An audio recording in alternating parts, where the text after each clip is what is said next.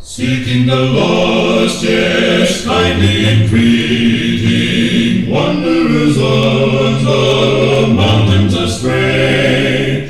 Come unto me, his message repeating, words of the Master speaking today.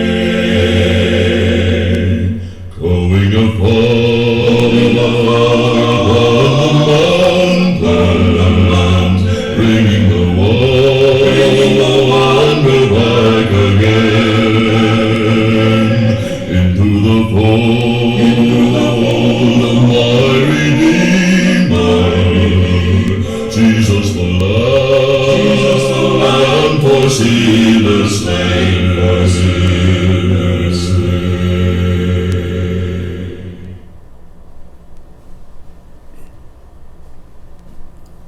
Isang magandang umaga na naman po sa ating lahat mga kapatid. Tayo muli po ay magtatalakay ng hinggil sa doktrina at tayo ng Seventh-day Adventist Church o prinsipyo sa panahon ng gyera. Ang ating pong tatalakayin ngayon ay 3 punto. Una po, ang pagtalikod ng SDA Church sa kanyang prinsipyo hinggil sa gyera. Pangalawa, ang tinatawag na liberty of conscience. Ano ba ito? Ito ay ating tatalakayin. At ang pangatlo, ang idea ng non-combatancy stand ng Seventh-day Adventist Church. But before we are going to go into those things, amin po muna kayong hihilingan, samahan kami sa panalangin. Akin po hinihilingan si Brother Peter para po sa panalangin.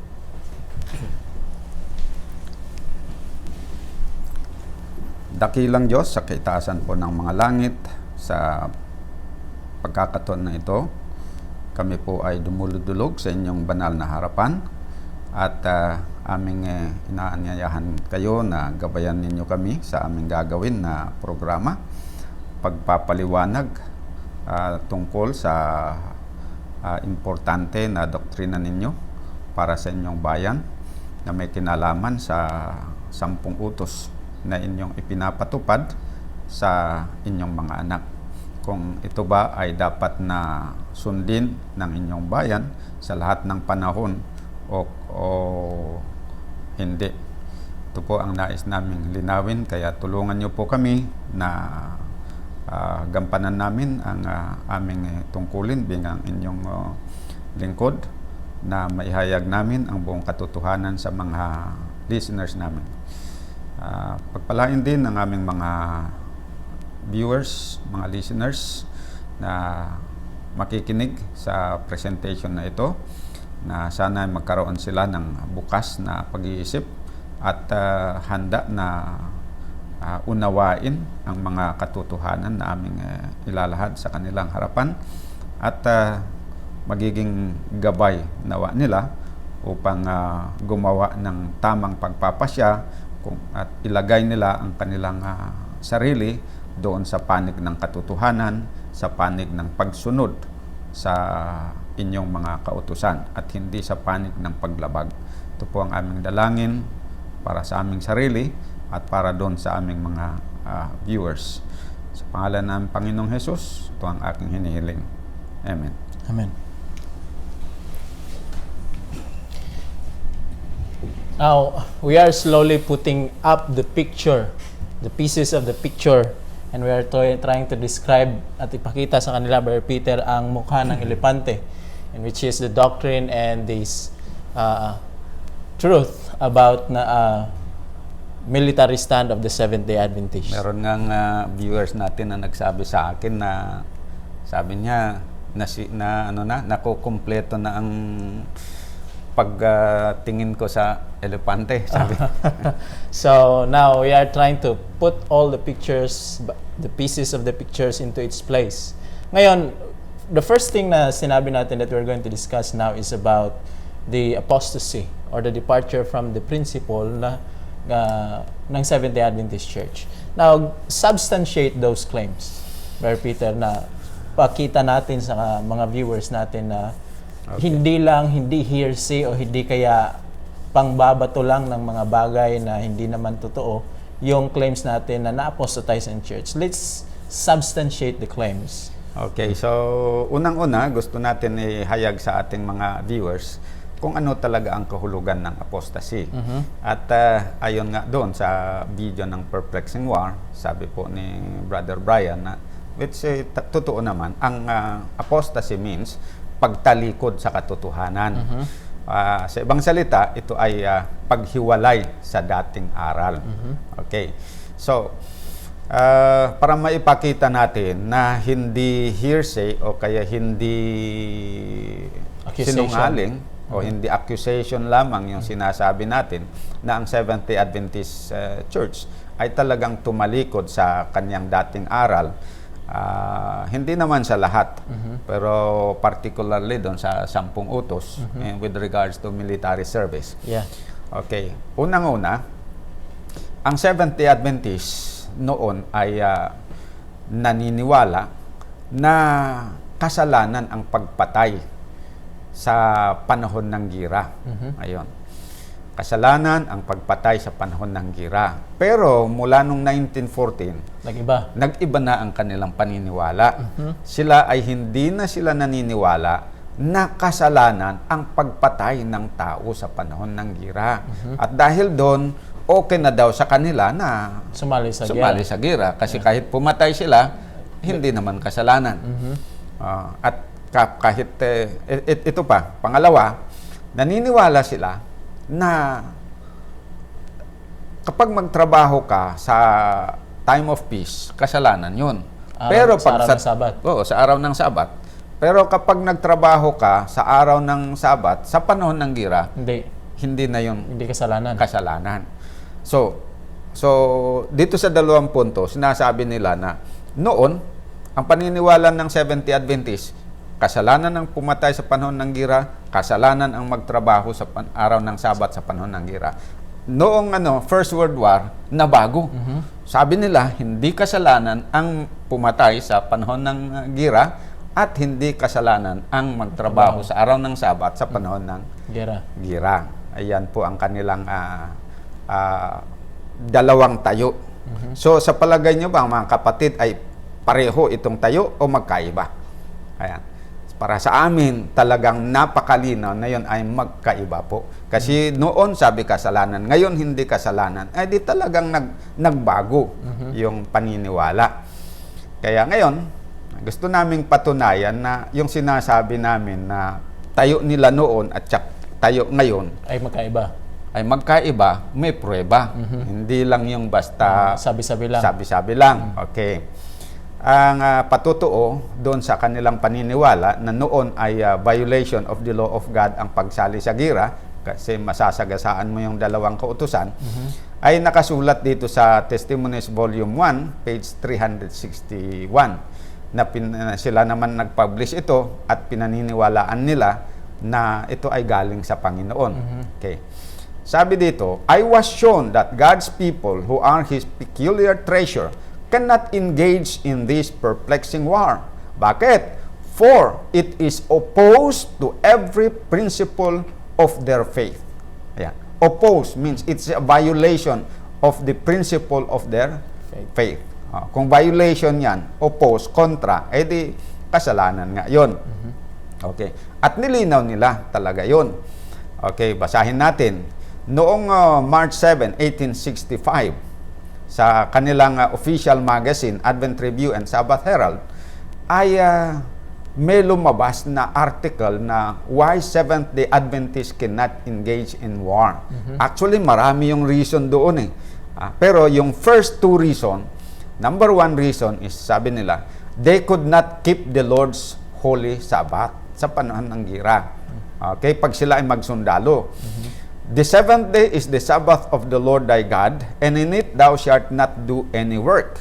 Fighting, as military men tell us, is the hardest kind of work, and the 7th day of all days would be the least regarded in the camp and field. So malinaw na para sa kanila, naniwala sila na talagang kaya hindi sila pwedeng sasali sa gira dahil makaka-violate sila sa kautusan ng Diyos. Una, ma-violate nila yung 4th commandment. Sabbath, yeah. Yan. Ngayon, second reason kung bakit daw hindi sila sasama sa gira, ang mga Adventist, sabi dito, the 6th command of God's moral law reads, thou shalt not kill. To kill is to take life. the soldier by profession is a practical violator of this precept. But if we would enter into life, we must keep the commandments. So second point na sabi nila na mababiolate pag sasama ka sa gira is yung sixth commandment. Thou shalt not kill kasi papatay ka. Oh. Hindi naman pwede na sasabihin. Meron daw nagsabi na hindi naman tayo papatay susugatan lang natin yung kalaban. Pero pag sinugatan mo, ikaw din ang papatayin niya. May baril din yun ayan. So, mababiolate talaga kasi papatay ka at magtatrabaho ka sa araw ng Sabat. Yeah. Pag sumama ka sa gira bilang sundalo. Ayan. How can you say na nag-iba? Okay, basahin po natin yung kanilang sinasabi. Manggaling talaga sa kanilang mismo. So, dito sa kanilang aklat na The Christian and War, page 18, na-publish ito sa Europe noong 1917 at dinistribute ito doon sa European Division at nakarating pa nga ng Amerika ito Sabi dito, in all that we have said, we have shown that the Bible teaches, firstly, that taking part in war is not a transgression of the 6 commandments. Secondly, that war service on the Sabbath is not a transgression of the 4th commandment. So nakita niyo. Indirect, nakikita in just this article, just reading this first evidence, we can already conclude that there is what we call apostasy in this, sa ganitong stand ng Seventh-day Apostasy, Adventist 2 points. 2 counts. 2 counts. Kasi doon sa apostasy, doon sa kanilang paniniwala sa 4th commandment, and apostasy doon sa dating paniniwala nila dito sa 6th commandment. Okay. Yung paniwala nila completely na reverse. A complete reversal. So we can say to Brother Tolentino, Pastor Tolentino, that in this sense, we can say, and it is not just an accusation, Brother Peter, that there is really a departure and the church is an apostasy na hindi ayon doon sa sinabi niya. Okay. Ngayon, dagdagan natin. Ikatlong patunay na talagang tumalikod nga ang Seventh-day Adventist noong 1914, no? Noon, dating naniniwala sila na sila ay non-combatant. At dahil sila ay non-combatant, ang idea nila sa non-combatant, hindi sila dapat mag-volunteer na magsundalo. Okay. Di sila dapat mag-volunteer na magsundalo. So what happened later Pero later on, no, mula nung 1914 at hanggang ngayon, nagbo-volunteer na sila na pwede na daw silang mag-volunteer na magsundalo kahit na non-combatant ang kanilang position. So yung idea nila, yung paniniwala nila sa non-combatancy noon is hindi pwedeng magsundalo na mag-volunteer. Ngayon pwede na. Non-combatant pa rin daw, pero pwede na. So di magkaiba, ibang klase na kumbaga ibang klase na yung kulay ngayon kaysa yung kulay dati. Show us the evidence, Brother Peter. Okay. So, bago natin basahin yung evidence, dagdagan muna natin. Maliban doon, hindi lang sa hindi mag-volunteer. Ito pagdating dito kasi sa pagsali sa gira hindi lang yung mag-volunteer. Merong isang way na makasali ka sa gira. Ang paniwala nila, pag non-combatant ka, paniwala ng SDN noon hindi ka sasali sa gira as bilang sundalo na magbo-volunteer. At saka kahit pag ikaw madraft, magbabayad, ay hindi ka pa rin dapat sasama. Yun ang non-combatant stand ng Seventh-day Adventist nung araw. Yun ang paniniwala nila. So hindi ka pwedeng mag-volunteer, kahit madraft ka, hindi ka pa rin dapat pupunta. Okay. Pero ngayon, pwede na. Sabi nila, pwede ka nang mag-volunteer kahit non-combatant ka at saka lalo na kung ikaw ay na-draft, ay talagang pupunta ka. Ayan, ang kanilang So, makikita natin na very bago talaga yon. Okay, ngayon, dito tayo sa sa patutuo na nung araw, ang idea nila sa non-combatancy is hindi ka pwedeng magsundalo ng volunteer. Second, hindi ka pwedeng magsundalo kahit na-draft ka. Ayan, basahin natin ang position paper na sinulat ng mga officers, GC Seventh-day Adventist General Conference Committee. Sulat nila doon kay Governor Blair noong August 3, 1864 as a position paper of the Seventh-day Adventist, as a body, not yung committee view, but they are representing the view of the whole body. Sabi nila, our practice has uniformly been consistent with these principles. Yung principles doon, yung pagsunod sa kautusan ng Diyos. Hence, our people have not felt free to enlist in the service. Wow. Ibig sabihin, hindi sila nagbo-volunteer. Yes. Okay. In none of our denominational publications have we advocated or encouraged the practice of bearing arms. Okay, hindi sila nag-i-encourage, hindi sila nag-advocate ng bearing arms. And when drafted, so solved na kanina yung volunteer, talagang hindi mag-volunteer. When drafted, ano ang action nila? Yeah. Sabi nila, when drafted, rather than violate our principles, kasi kung pupunta sila, makabiolate sila sa kanilang principle. Rather than go and violate our principle, we have been content to pay and assist each other in paying the 300 commutation money. Rather na magbayad kaysa yung pupunta. Kasi pag pupunta ka, ang iniiwasan nila doon, yung hindi sila makabiolate. Pero kung pupunti sila doon hindi makabiolate, no problem. Ang problema, alam nila na pag pupunta ka doon, makabiolate ka talaga doon. So what about the latest stand? So ngayon, ang latest stand ganito. Dito sa isang magazine nila na Zion Watchman, Zion's Wachter, ito sa that is German word, term, no? Yeah. Pero sa English translation is Zion's Watchman. March 20, 1916. Sabi po nila, the General Conference Committee of the German Union takes the stand that in regard to bearing of arms or to military duties, it is a civil demand to which the established government of God are entitled according to 1 Peter 2 verse 13 and 14 and Romans 13 verse 3 to 5. So civil demand daw yon, ibig sabihin kailangan mag-comply sila. Give to Caesar what is for Caesar. Yan. And then sabi nila, this stand was also taken by the General Conference Committee in November 1915 while in session. So, hindi lang dito sa Europe, this is the same stand of the General Conference Committee.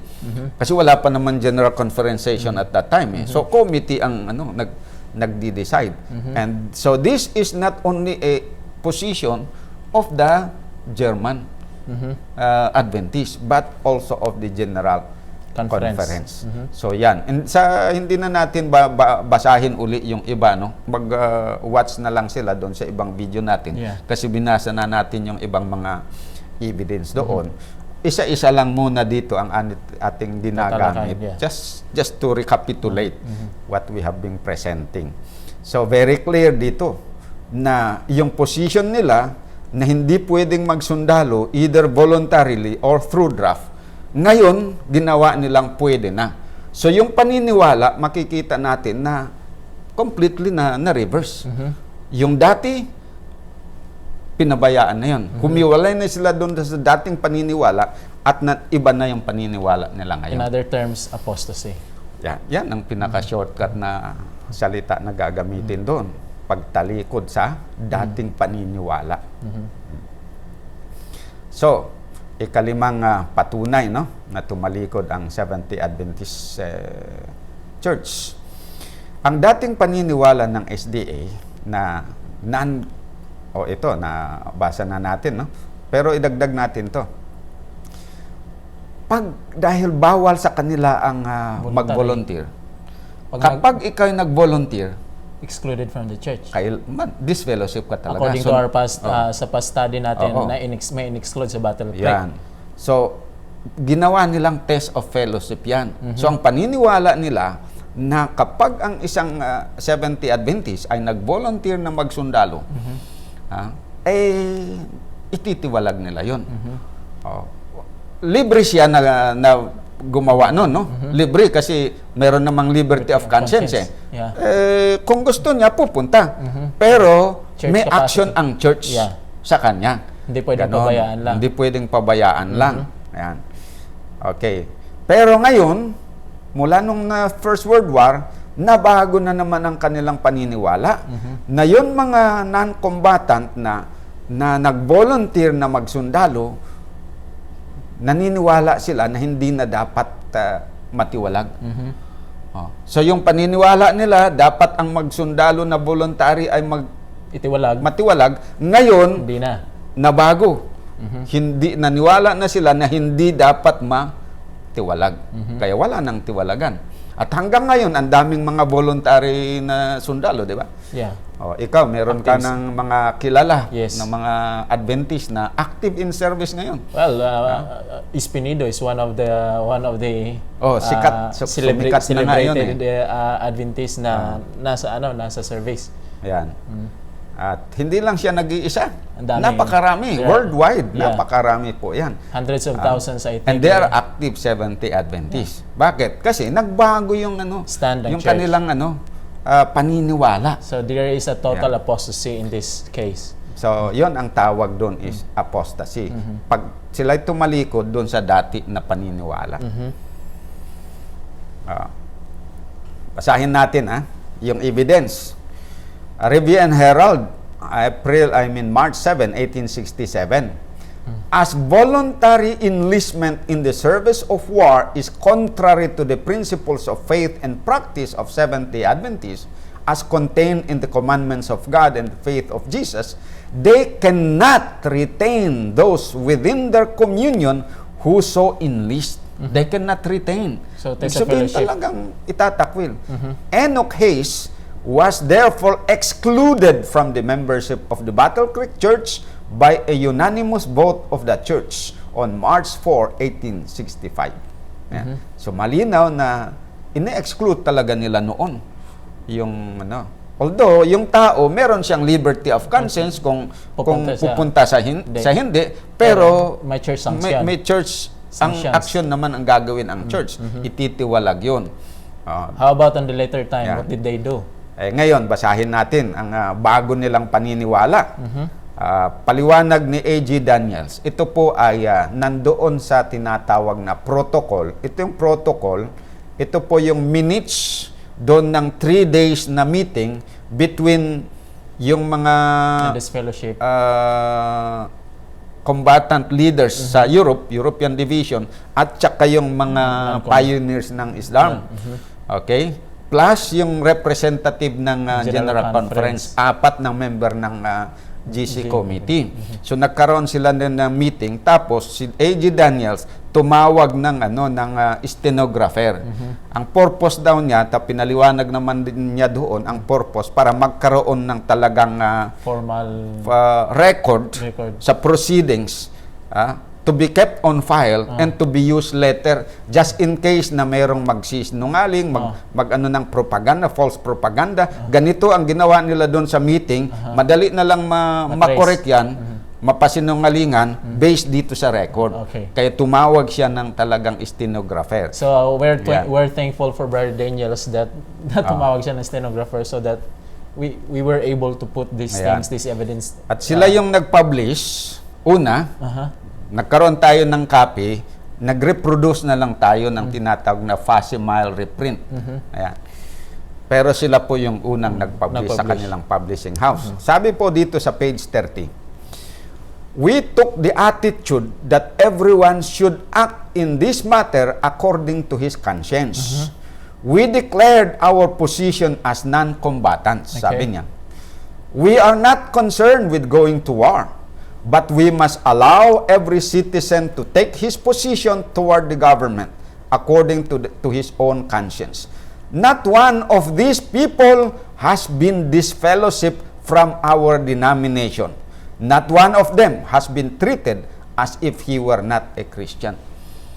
So, ibig sabihin, ang dami ng mga pumunta doon sa Gira noong First World War, hindi sila nadi-disfellowship. This is ang setting nito sa Amerika.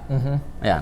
But just his statement, he is simply saying na ang ginawa nila ng church sa Battle Creek is an unchristian conduct toward Enoch Hayes kasi disfellowship man. Sabi niya dito that yung hindi disfellowship kasi hindi ibig sabihin na hindi sila Christian. So that means that it is an unchristian conduct. In 1865, ang ginawa ng church is this fellow si Enoch Hayes and then few other members ng church kasi nag-voluntary enlist sila. Pero hindi na nakasulat yun. That would be a matter of analysis, Yeah. kung i-analyze.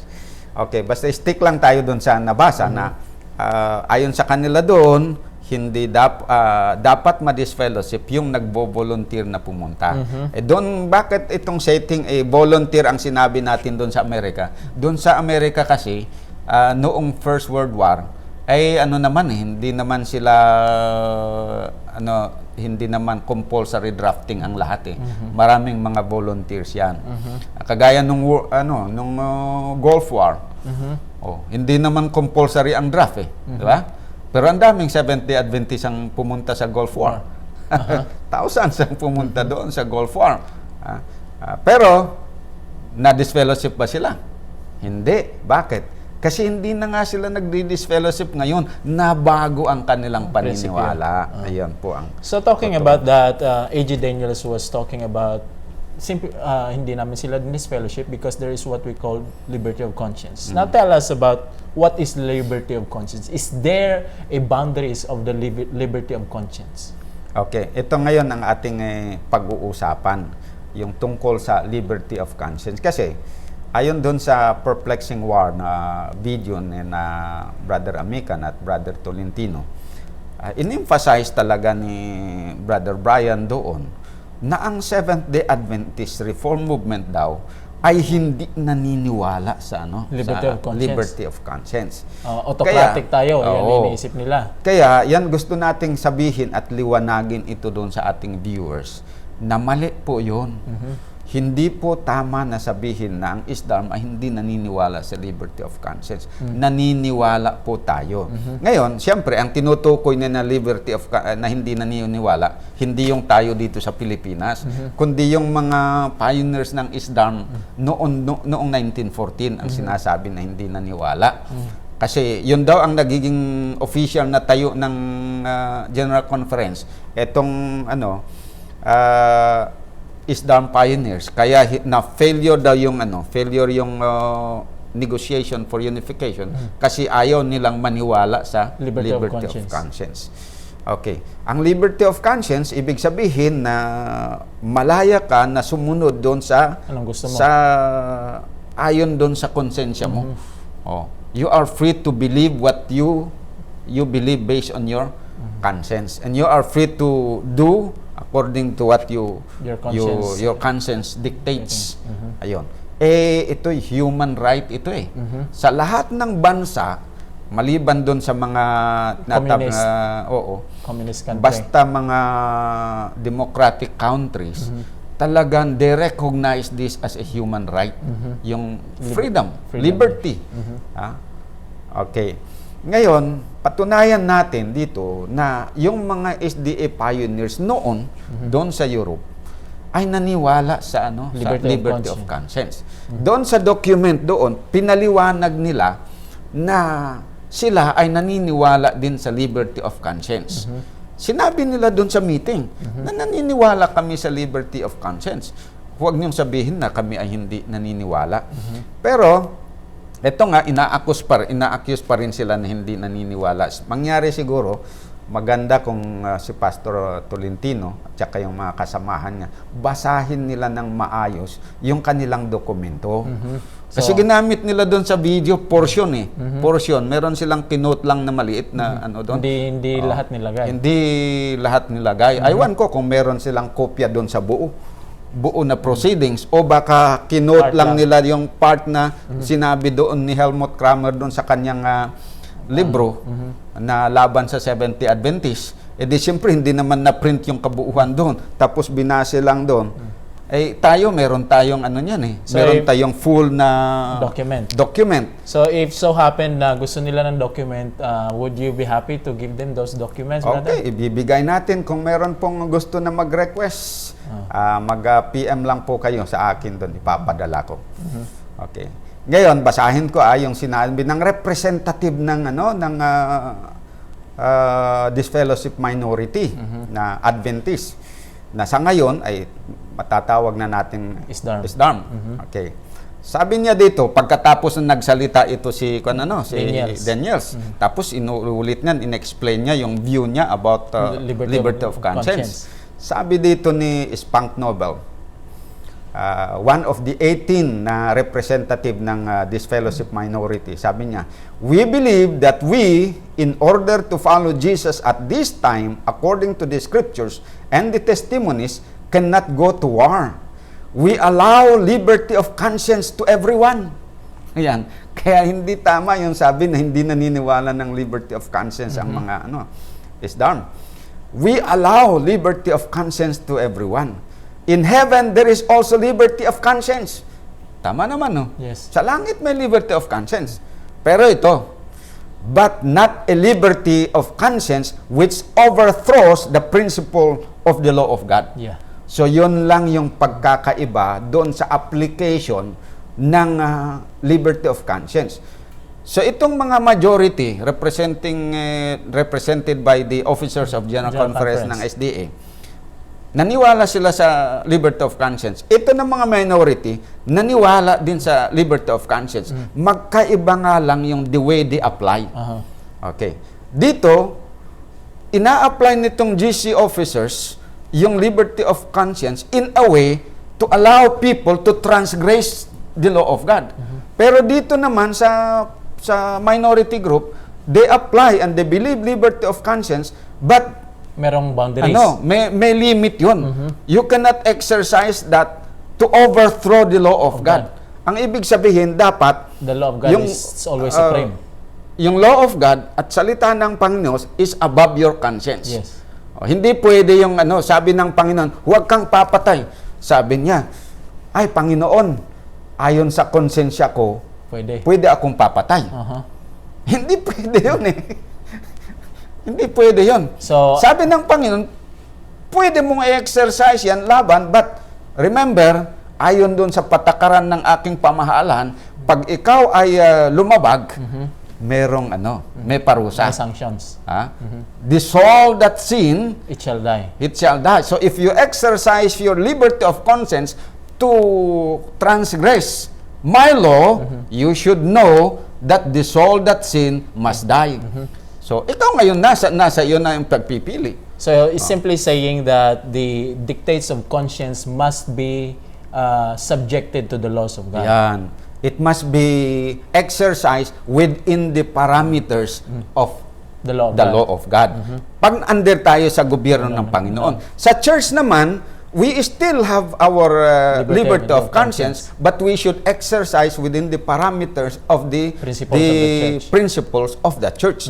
Sa government, alam mo dito sa Pilipinas, we have our liberty of conscience. But we have to exercise that liberty within the parameter of the Constitution of the Philippines at saka yung mga ordinances. Halimbawa, sa driving lang, merong traffic law. Hindi naman pwedeng, sabi ng drive, keep right. Sabi yung, my conscience said that I should drive on the left. Pag ginawa mo yun, huhulihin ka. You are liable. You have to answer for your action. Ngayon, in the case doon dito sa sa ginawa ni ng General Conference ng Seventh-day Adventist, they give liberty sa mga members To violate. to violate the law, go to war, kill people, work on the Sabbath without any accountability. Ibig sabihin, yung liberty of conscience nila, linagay nila doon para mawalan ng ngipin itong Kautusan ng Ten Diyos. Commandments. Na parang hindi ka na mapaparusahan, hindi ka magkakasala, kahit na ilang taong pinatay mo, libre ka pa rin.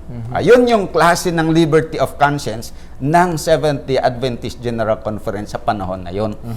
Ayan.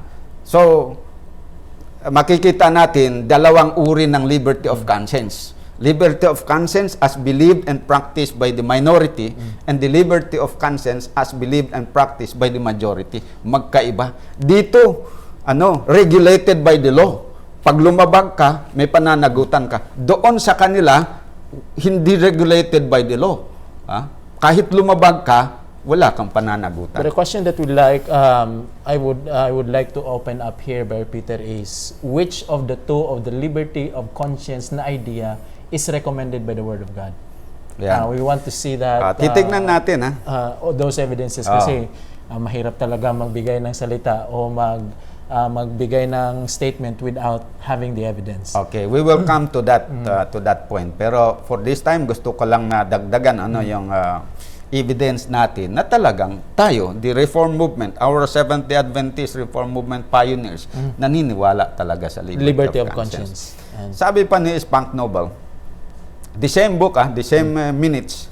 Now, regarding the second point, when the decision against the law of God was made in Germany and various brethren were disfellowshipped from the church, from the body because of their conscience, we had to continue on our way with this message according to our conviction.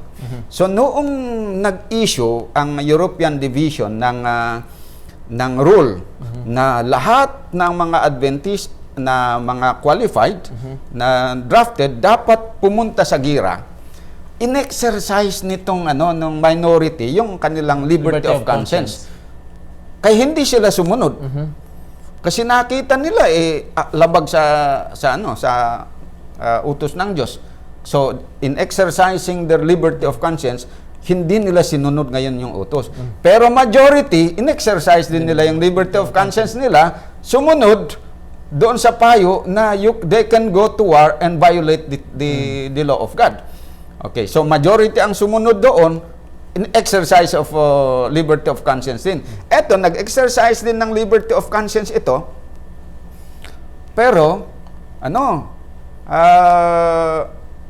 na-disfellowship sila. So, it's quite interesting. There's somewhat a contradiction with the statement of A.G. Daniels. Kasi sabi doon, liberty of conscience. Tapos, dinisfellowship yung 2%. Oo. It's somewhat a contradiction. Kasi, sabi nila, you can go or you can do whatever you want. But then, why didn't they did disfellowship those minority kung liberty of conscience ang idea na gusto nila? Yun ang hindi natin maintindihan, no? Parang yung yung parang dinesign yung batas na yon, yung doktrina na yon, in-apply lang sa one side, pero hindi in-apply sa other side. So there is what we call bias. Bias yun. Bias application of the law. Ayan po ang hindi tama. Okay, basahin pa natin, no? Ayon dito sa thesis ni Jacob Michael Platt, The History of the Advent Movement in Germany, page 258. About 2% of the membership condemned Conradis' stand and refused to abide by it. Bakit nila ginawa yon? Because they practice their liberty of conscience. Hindi sila nagpauto doon sa mga superior nila. Kung meron kayong karapatan ng gumawa yan, sabi nyo, kami may karapatan din na sumunod sa aming konsensya. Ayan. Their persistent refusal resulted in dismissal from the membership of the church. Yan. So natiwalag itong mga pioneers ng ISDARM sa SDA Church dahil nag-exercise sila ng kanilang liberty of conscience in the correct way, na sumunod sila doon sa kautusan. Pero yung nag-exercise ng liberty of conscience to violate the law of God, silang hindi na disfellowship. Yung nag-exercise ng liberty of conscience para sumunod sa kautusan ng Diyos at hindi pumatay at hindi magtrabaho sa araw ng Sabat, sila pa yung na-disfellowship. Ano kaya ang quite confusing. So I think it's the viewers who will decide kung alin ba doon ang tama. at alin yung mali. Ah. Now, upon looking this, what kind of conscience does God needs to see in His people? Kaya ito, basahin natin Education, page 57. The greatest want of the world is the want of men. Men who will not be bought or sold. Men who in their inmost souls are true and honest. Men who do not fear to call sin by its right name. Men whose conscience is as true to duty as the needle to the pole. Men who will stand for the right though the heavens fall. So, yan ang uri ng conscience ang kailangan. So this is what ito yung naging stand ng ating pioneers, the Seventh-day Adventist Reform Movement. They were persecuted, they were put in dungeons simply because of being true to their duty, because of their conscience. Dahil sa kanilang konsensya, gusto nila talaga na maging tapat sa kanilang tungkulin. Ganon po yan. So, eto pa. Mga SDA pioneers natin, hindi talaga nakagusto sa application ng liberty of conscience ng taga-General Conference, especially lahat na doon sa Amerika. Yeah. Okay, sabi ni Spunk Noble, we find now that the brethren in America allowed liberty of conscience to such an extent that the law of God was transgressed. Doon sila umangal Yeah. Pag mag-exercise ka ng liberty of conscience to obey the commandment of God, good yan. That is a proper exercise of liberty of conscience. But when you exercise your liberty of conscience to the extent that the law of God was transgressed, doon sila hindi pumayag. Yun ang pagkakaiba ng concept ng majority sa liberty of conscience at saka yung tayo. Minority. So it is wrong for Pastor Brian to accuse the reformers na hindi naniwala sa liberty of conscience. They believe in the right application of liberty of conscience. Ang hindi nila lang pinaniwalaan, yung uri ng pag-apply ng majority, especially the General Conference, ng liberty of conscience. Hindi nila naniwala doon kasi ang paniwala nila, mali yun. Mali yung pag-exercise mo ng liberty of conscience to transgress God's law. So the same, ang prinsipyo natin, we would like just to make it clear na hanggang ngayon po, we are still exercising the liberty of conscience as long as it is in subjection to the law of God. Tama yun. Kung gagawin mo yan to support your faithfulness to your duty to God. Though the heavens fall. Though the heavens fall. Okay. Sabi pa dito ni Daniels, I should like to say that the declaration by Brother Dell when it came to us in America did not seem right and we regret this. We received letters from members who condemned it very severely and asked that we should rise and condemn it. We told them that they should be quiet and cautious. I have never used my pen to publish a condemnation of this declaration. Neither has Brother Spicer. But he said, let us not condemn the brethren in Germany and Europe in their distress. Brother Prescott took the same view. So ito mga GC officers, members of the GC committee. So, hindi nila ginamit ginamit nila yung kanilang liberty of conscience, pero pinili nila na hindi i-condemn yung kamalian ng European leaders, yung pag-violate nila sa law of God. So, pag sinabi dito na they did not condemn, yung word condemnation doon is disapproval. 'Di ba? Halimbawa, yung may na-assassinate. Sabi ng isang country, we strongly condemn the killing of the president of this country. That means we strongly disapprove the killing na hindi tama. Dito, nagkasala na nga, nag-violate yung mga tao doon. Dinisfellowship pa yung mga tumayo. Ang daming kasalanan, but they do not want to take action. To condemn. They do not want to disapprove. Ibig sabihin, if you don't disapprove, you are approving it. Yun ang so we are so wrong yun. That is a wrong way of exercising your liberty of conscience. Kaya kung sa akin, ako ang mag-exercise ng liberty of conscience ko, I should condemn that. Bakit? Kasi mali. Call sin by its right name. Pagkasalanan, sabihin mong kasalanan. So sometimes people are thinking the word condemnation in an extreme manner, but gusto na natin linawin, Brother Peter, that condemnation is not really as they think na condemnation. Condemnation is just disapproval of disapproval. the action that has been I-condemn done. mo yung nangyari na hindi tama. Sasabihin mo, yung ginawa mo hindi tama. Hindi yung i-condemn mo yung tao na paparusahan. Iba yun. Iba yun, condemnation of the action, not the person. But then there are still sanctions after na disapproval, mapakita din yung sanction ng church doon sa mga hindi sumunod. According to the rule. According to the rule. Halimbawa sa government, okay, they express their disapproval, tapos pag na proven guilty yung tao, then the next thing is kung ano yung nararapat na i-prescribe ng batas na parusa, punishment, yun ay ipapataw. Ayan. So, ganun po yung nangyari. So how do we know that the SDA leaders has given the liberty of conscience para i-transgress ang kautusan ng Diyos? Okay. How do we know that? Basahin natin. Ito yung binasa natin sa previous na videos natin. Basahin ulit natin. Circular letter of Elder Gaidel, Secretary of the European Division, dated August 2, 1914. By the way, may paglilinaw na ginawa pala ito si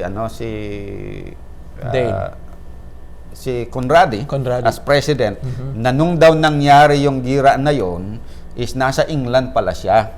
Wala siya sa Germany. So parang sinasabi niya na ang sole responsibility sa gumawa ng sulat is si Dale. Ito si Gaidel. So naghugas siya ng kamay. Pero with full endorsement naman din siya kasi hindi naman niya winidraw yun eh. Nung nalaman niya, okay lang, he let it go. Yan.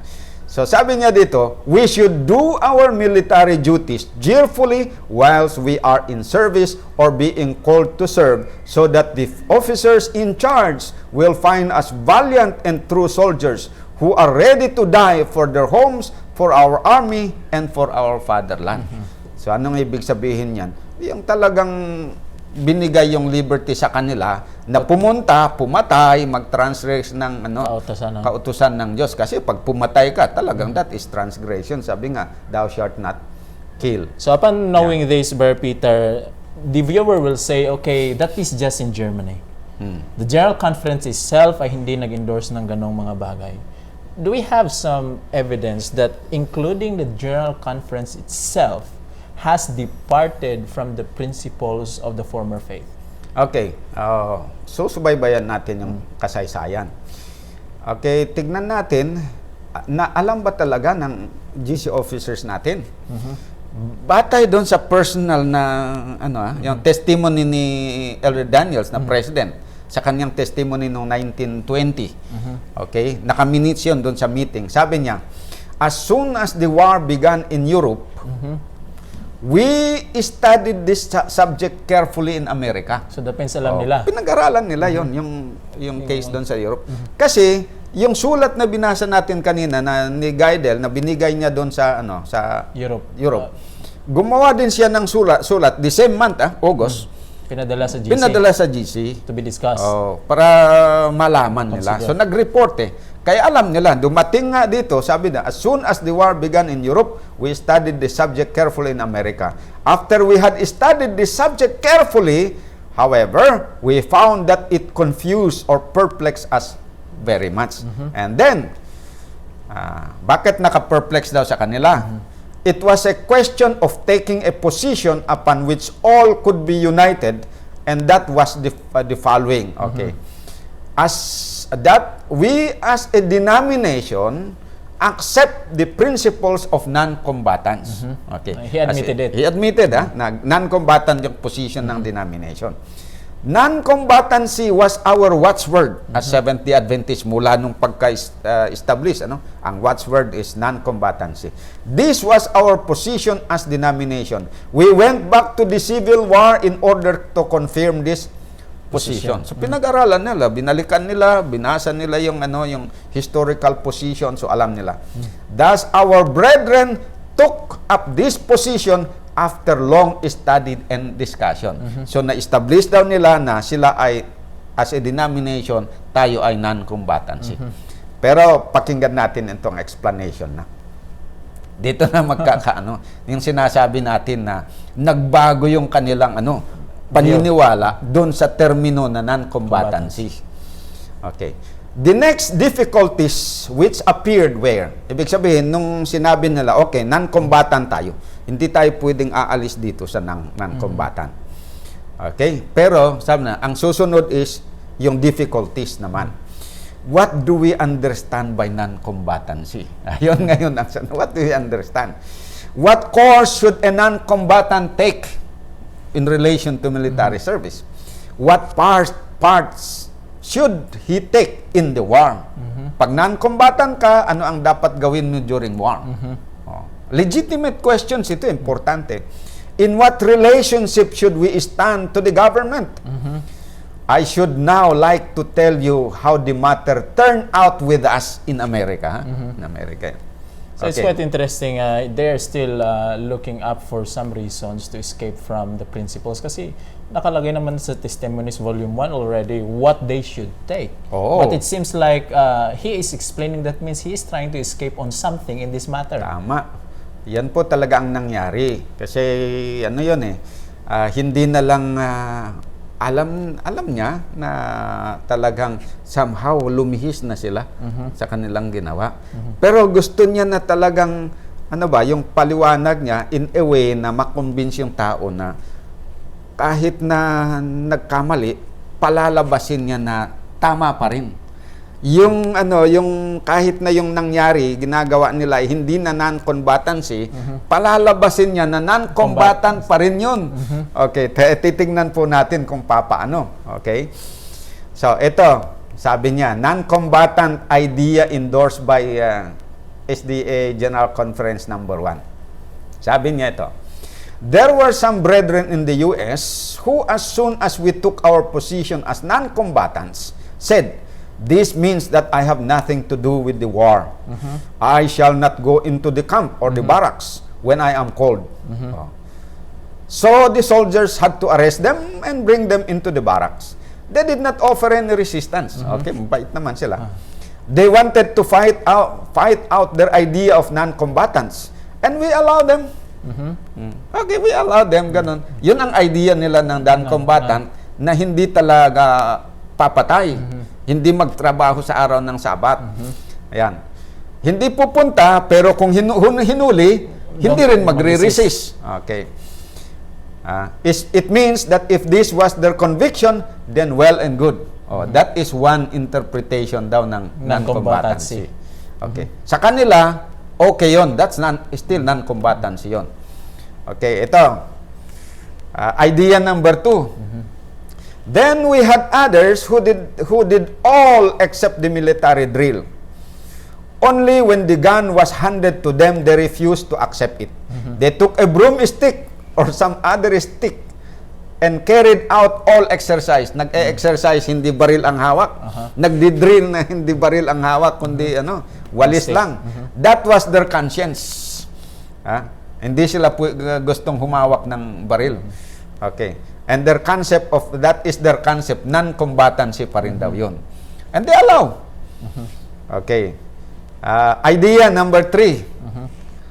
Then we had other brethren who went farther, taking the gun and performing all military drills that they could do. But they told their officers that they were non-combatants and could not go to the front. Now we have had all the ideas and gradations on non-combatancy. So idea number 3, ang sabi dito, pwedeng humawak sa baril during training. Mag-practice during training, pwede namang magpaputok kung kinakailangan. Pero hindi ang kanilang views ng combatant, hindi nila pwedeng gamitin para patayin ang tao. Pwede lang gamitin just for exercise, ganun, for training, pero doon sa actual fight, hindi na nila pwedeng gamitin yon para pumatay ng tao. Kaya nung dumating yung time after nung training na they are going to be sent to the front, doon na sila umayaw. Ibig sabihin, hanggang doon sa training lang. Pero pag pupunta na sa actual na gira, ayaw na nila. Kung non-combatancy That is pa rin yan. non-combatancy idea. That's another idea of non-combatancy. Number 3. Ito naman, number 4. Non-combatant idea endorsed by SDA pa rin yan. Then we had some brethren who had the spirit of love for their country, and they went to the front and fought. They came to England and France and went into the trenches. Trenches is the battleground talaga. And I do not know what they did when they were there. O, siyempre alam na niya. Sabi, I do not know. Alam nila, pag nandun ka sa trenches, talagang makipagpatayan ka doon. And sabi pa doon, what now? But they served and returned when the armistice came, when peace finally came. What now was our position toward our brethren with their various attitudes? We have stated that we do not want to be conscience for other people. We declared our position as non-combatants. So it seems like merong ito, contradictory of statement na sinabi niya. Kasi sinabi niya doon kanina na non-combatant sila. But then there's this last statement is saying that some brethren who had the spirit of love of their country, they went to the front and fought. Pero para sa kanya, non-combatant pa rin yun. I'm a bit confused. I don't know. I don't know if you can sa viewers explain. natin kung ano yun. You can explain. I don't know if you can explain it to me, but I cannot really. Kasi nakikita ko there's a self-contradictory of statement here. Hindi pwedeng non-combatant 'yon. Kasi pag pumunta ka sa combatant ka. That means you join the combat war, patayan. There is somewhat saying that when you fight, you are not combating. Ay, iwan ko lang kung papaano na hindi ka combatant pag ikaw ay nakipagpatayan. Yon ang sinasabi natin na meron silang kinonfuse nila yung idea ng non-combatant. Na iba ang idea ng non-combatant. Yung idea na dati, yung paniniwala sa non-combatant is, huwag kang mag-volunteer, huwag kang sasama kahit na draft ka. Okay? Pag ikaw ay hinuli, siyempre, huwag kang mag-resist, pero pagdating mo doon, i-explain mo yung position mo at magtapat ka sa Panginoon. Huwag kang papatay, huwag kang magtrabaho sa araw ng Sabat. You can do any other good things, pero huwag ka lang lalabag sa kautusan ng Diyos. Yun yung combatant position nung araw. Pero dito, ang combatant sa kanila is, kung hindi ka sasali, non-combatant. Pag sasali ka sa gira, non-combatant ka pa rin. Pag nakipaglaban ka din, still non-combatant. Still non-combatant ka so pa rin. So that means all the soldiers all around the world, even in the government na hindi Adventist, they are still non-combatant. Non-combatant pa rin. Kung susundin natin yung idea ni A.J. Daniels. A.J. Daniels. Kaya frustrated talaga yung yung mga opposition movement, yung mga minority. Kasi na-confuse sila dito sa paliwanag niya sa non-combatant. Okay. Kaya para ma-accommodate yung yung ganun na multiple ideas ng liberty of conscience at saka yung non-combatancy, na para lumabas na non-combatant pa rin yung pumatay, sumali sa gira, inadapt nila itong natawag na liberty of conscience. Sabi niya, we took the attitude that everyone should act in this matter according to his conscience.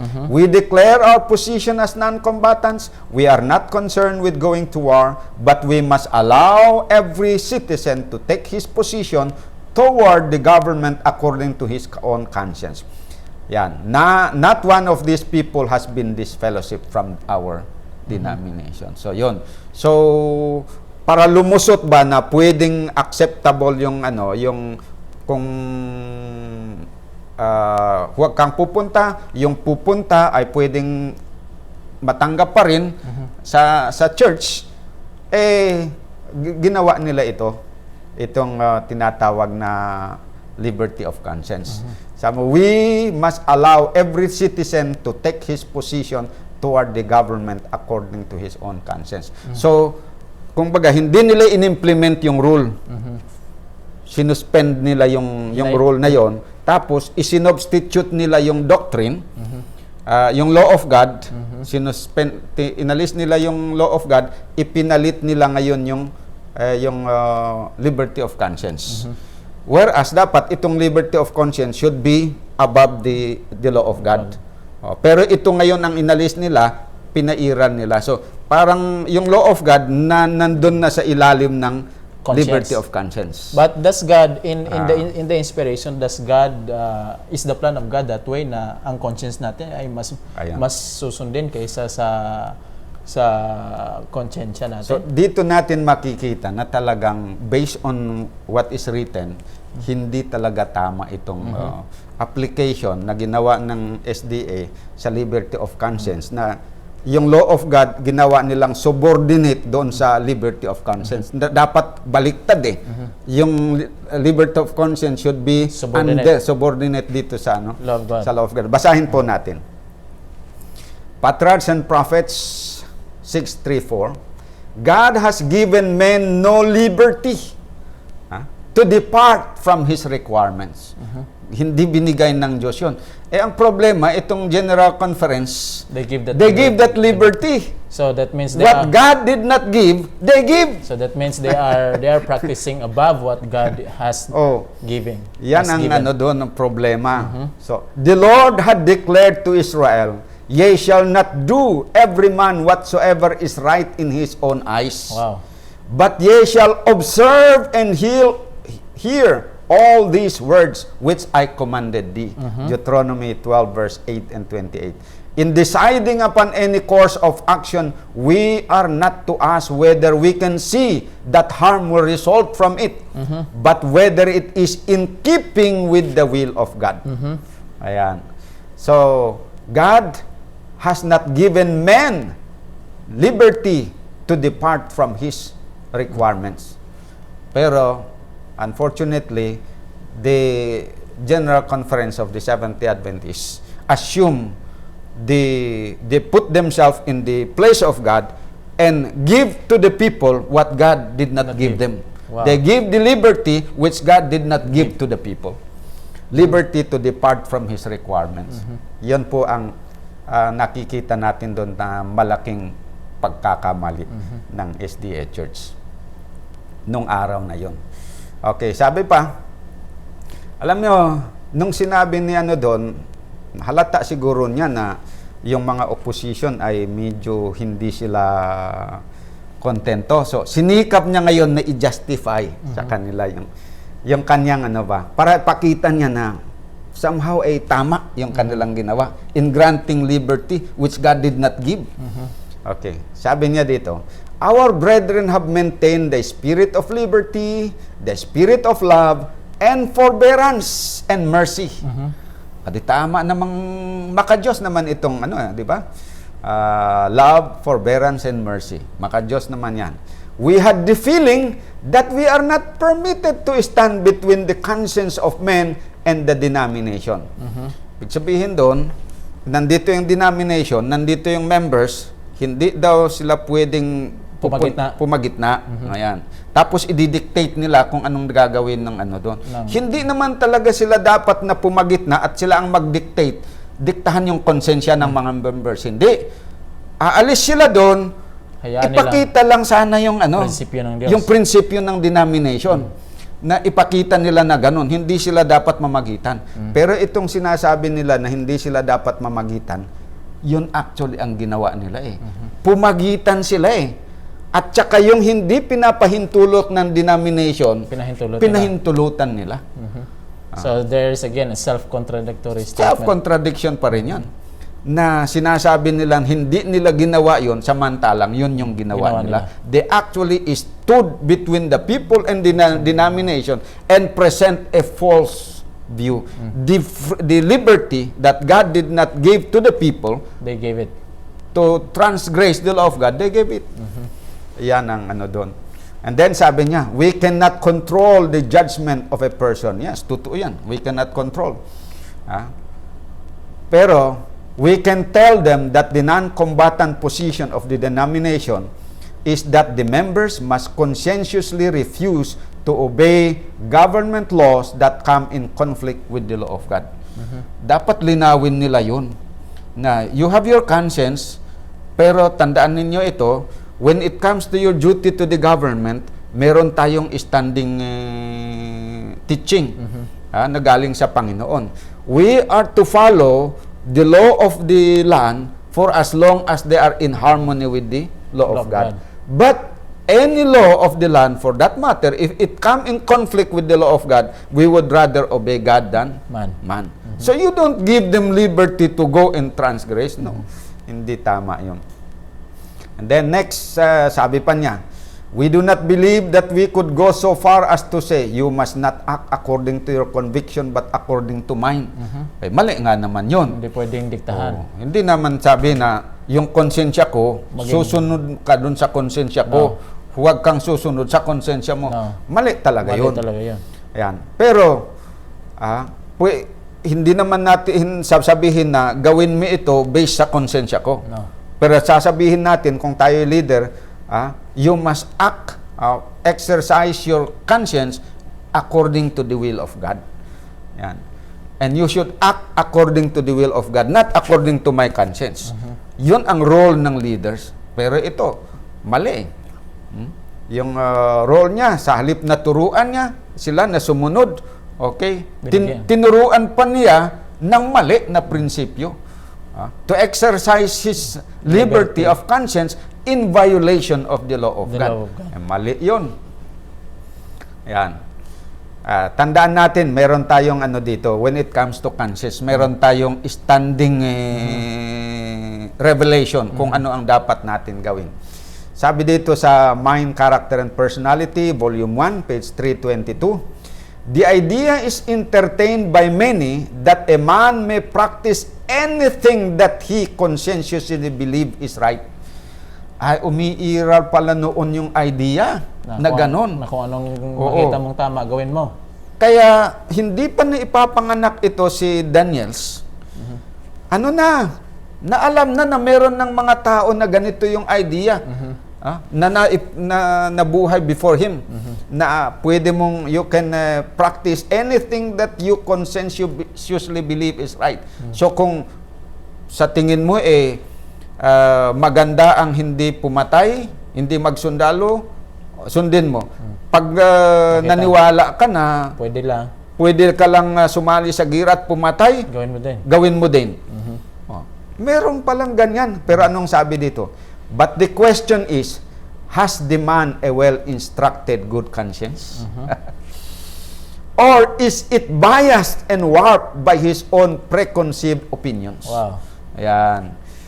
Kasi meron namang bad conscience yan. Yeah, evil conscience. Ayan. Conscience is not to take the place of thus saith the Lord. Wow. Ayan. That is the principle. Ibig sabihin, talagang yung conscience natin, we cannot put it above the Word of God. Pag meron nang nagsalita ng Panginoon, sabi niya, huwag mong gawin ito, hindi mo pwedeng pairalin yung konsensya mo. Sabihin mo na, ay, Panginoon, sabi mong huwag kong gawin, pero sabi ng konsensya ko, gagawin ko. Hindi pwedeng gawin yun. Ano pa? On the church, on the church has been conferred the power to act in Christ's stead. It is God's instrumentality for the preservation of order and discipline among His people. To it, the Lord has delegated the power to settle all questions respecting its prosperity, purity, and order. Upon it rests the responsibility of excluding from its fellowship those who are unworthy, who by their unchristlike conduct would bring dishonor on the truth. Gospel Workers, page 501. So ano po ang ibig sabihin nito? Okay. May responsibility pala ang church doon sa mga tao na nag-e-exercise ng kanilang conscience, liberty of conscience. Anong responsibility nila? Pagka ginamit nila yung kanilang liberty of conscience within the parameters of the church teachings and rules na binigay ng Panginoon, anong gagawin nila? Suportahan nila, pagpalain, yan, i-commend. Pero pag in-exercise nila yon, that is against the rules ng church, at pinayuan mo, ay itinutuloy pa rin yun, konsensya ko to eh. Huwag kang papatay. Ay, konsensya ko, pwede akong pumatay. Oh. Bakit ka naging dalawang asawa? Eh, konsensya ko, pwede akong mag-asawa ng dalawa. Eh, pero meron namang standing rule na dapat isa lang. Oh, meron naman standing rule na dapat huwag kang pumatay. Oh, pag in-exercise mo yan against the law, the church has a responsibility. To exclude. After na ikaw ay pinayuan, ginawa yung proseso, hindi ka makinig, they have the power to exclude you from their fellowship. Ito ngayon, yung responsibility nito, sinuspende na naman ng General Conference ng SDA. Ayaw nilang freeze nila yung rule na ito. Ayaw nilang gawin yung responsibility to exclude yung mga members na nag-exercise ng liberty of conscience against the law of God. Ayan. Ito pa. Page 322 ng Mind, Character, Personality, Book 1. Conscience do not all harmonize and are not all inspired alike. Some conscience are dead, seared as with a hot iron. When men may be conscientiously wrong as well as conscientiously right. Ayan. So ang pala, hindi mapagkatiwalaan itong konsensya. Ang conscience natin pwedeng mali, pwedeng tama. Pero kaya may kailangan meron tayong absolute. In which is kaya the word dapat of God. ang conscience natin, it should be regulated by the law of God and the word of The God. word of God. Which is the absolute. Yun.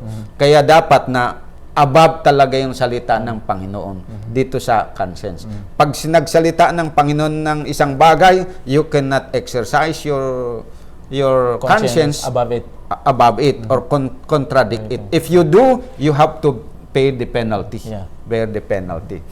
Paul did not believe in Jesus of Nazareth, and he hunted the Christians from city to city, verily believing that he was doing service to God. That is his liberty of conscience. Liberty of conscience na yan. Sinunod niya yung conscience niya. But it doesn't mean tama yung ginawa niya. It does not mean na tama yung ginawa niya.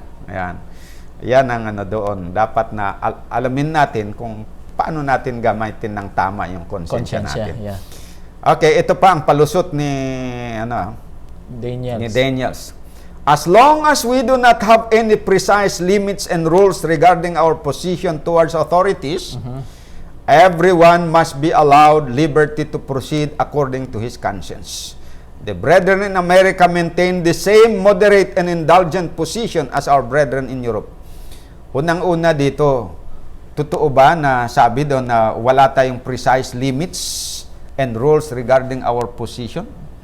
Mali, hindi tama ito. Kasi si Enoch Hayes nga, Dinis Fellowship na. Ibig sabihin may precise. May precise limits talaga. Limits na talaga. At saka nalinaw naman natin na noon, na sabi doon na ang naglilimit is, if the law of the land harmonize with the law of God, it's okay to obey.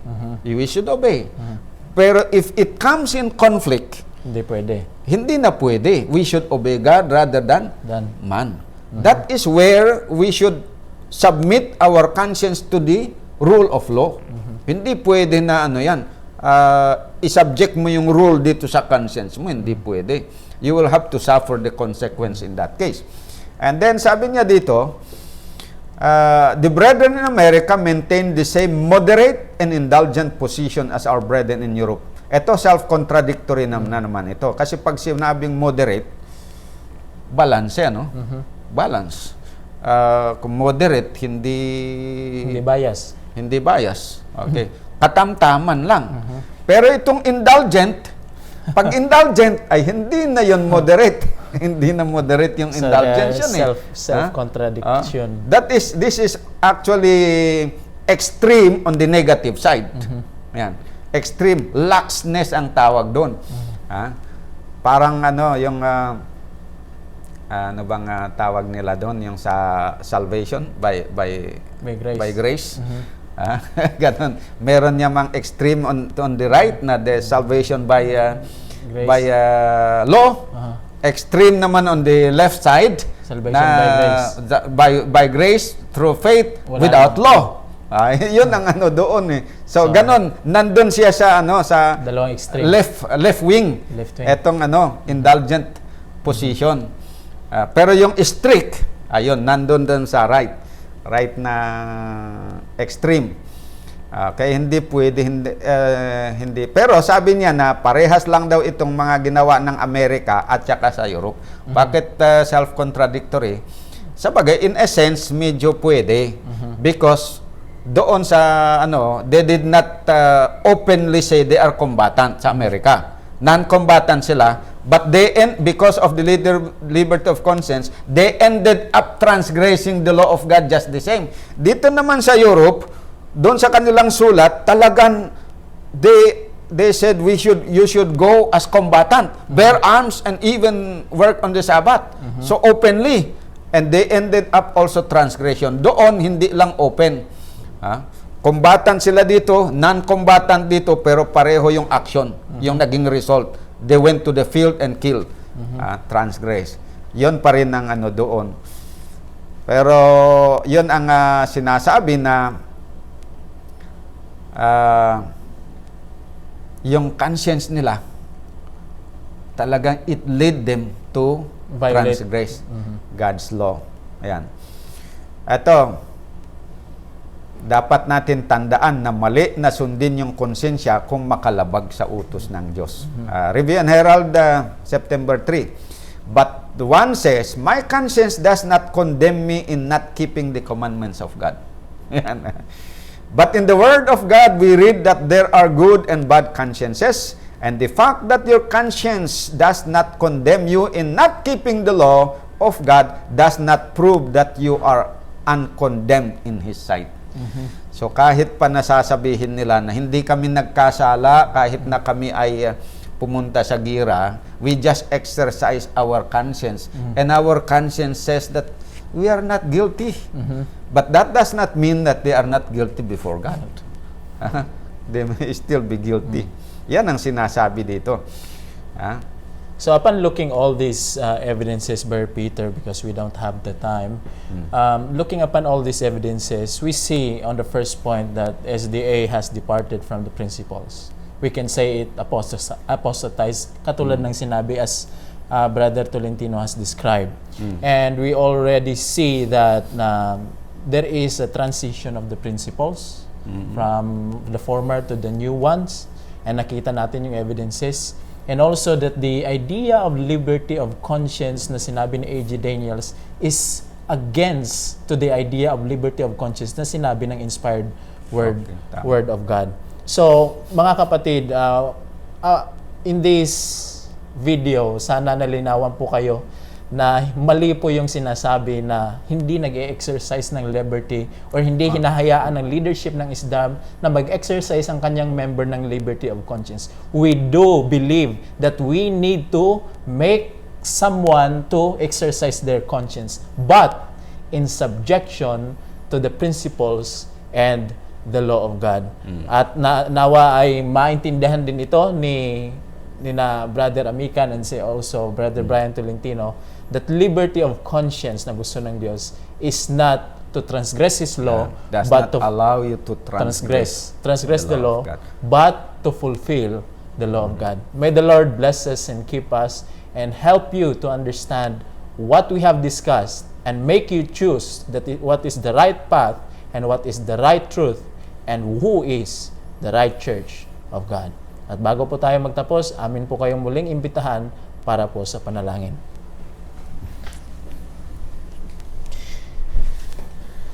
Mapagpala at mahabagin po naming Diyos na sa kaitasan po kayo ng mga langit. Kami po muli napapasalamat sa pagkakataon ninyo binigay sa amin na kami po makapag-discuss ng mga bagay hinggil po sa tayo o sa prinsipyo ng inyong iglesia. Nakita po namin na nagkaroon ng apostasya sa loob ng inyong iglesia noon na Seventh-day Adventist Church. At amin pong nakita na mali ang idea ng liberty of conscience na pinractice nila.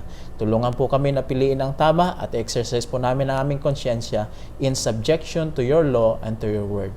And also bigyan ng kaalaman at kalinawan ng pag-iisip ang mga nanonood na ito neto at makita po nila kung alin yung tama. At pumanig sila at tayuan nila kung ano ang tamang prinsipyo na inyong pinagkaloob sa inyong iglesia. Patawarin po kami kung saan kami nagkamalit nagkasala. Ito pong samot hiling namin sa pangalan ni Jesus namin tagapagligtas. Amen.